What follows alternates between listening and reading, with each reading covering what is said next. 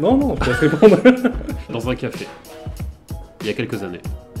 Vous voulez plus de détails? C'était pas un bar échangiste, ou quoi, non, c'était un café il y a quelques années, ça remonte à une dizaine d'années à Châtelet. C'est ça. Au départ, il était avec son bouquin, en train de lire, tout seul dans son coin, et le gérant m'a dit mais tu peux lui parler, il est gentil. Et du coup, je suis venu le voir et on s'est rencontrés. C'est encore à moi là? Bah ouais, en fait, t'as bien lancé, donc on fait un peu les services classiques, hein, donc thé, café, boissons illimitées. On a des bonbons, on a des fruits, on a notre sympathie, notre sourire. On a aussi une imprimante pour ceux qui veulent, parce que c'est important. Du café Nespresso, du thé d'Aman. Oui, c'est vrai. On blague pas avec la qualité chez nous. On est plutôt qualité, augmentation de service à chaque fois.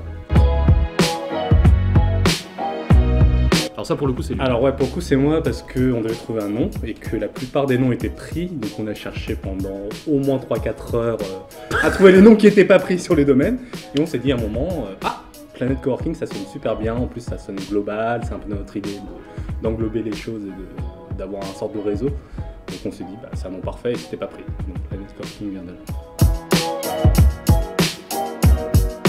Ça s'est fait un peu par hasard, on allait visiter d'autres lieux et Conan Doyle on est passé devant, il y a un long couloir, pour ceux qui connaissent, on a vu de la lumière à l'intérieur, on est rentré et on a rencontré le gérant et ça s'est fait comme ça vraiment de manière naturelle et par hasard. Et Popina, moi j'étais venu une soirée pour fêter un anniversaire et on était dans le quartier en train de chercher des bars, plutôt des bars à cocktails qui sont ouverts que le soir. Et on est rentré, on a pris une planche de charcutes qui est leur spécialité ici et on a discuté avec le gérant rapidement et puis ça s'est fait aussi très rapidement derrière. En fait, on a tardé à organiser des événements, mais là maintenant qu'on a investi dans des super tables de ping-pong et ce genre de choses, on fait des déjeuners coworkers, on fait des tournois de ping-pong, là par exemple, on lance le premier cette semaine. On a fait des ateliers orientés un petit peu plus business. Polo défie tous les coworkers aux échecs. C'est vrai. Parce qu'il croit qu'il est fort, donc il veut tous les attraper. Mais il se fait attraper à chaque fois. C'est vrai, il y en a un, mais bon, je suis pas très bon en blitz, pour ceux qui connaissent les échecs.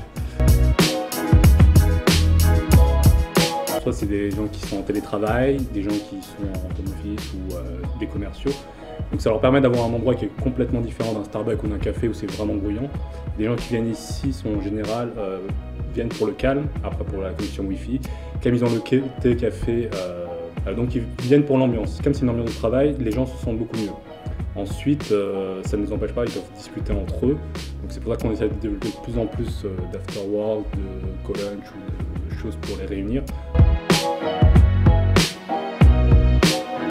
Ouais, on est même plutôt déjà un peu en retard sur notre développement parce qu'on a été pris par les choses du quotidien et puis les choses font qu'on est très occupé en ce moment, fin d'année surtout.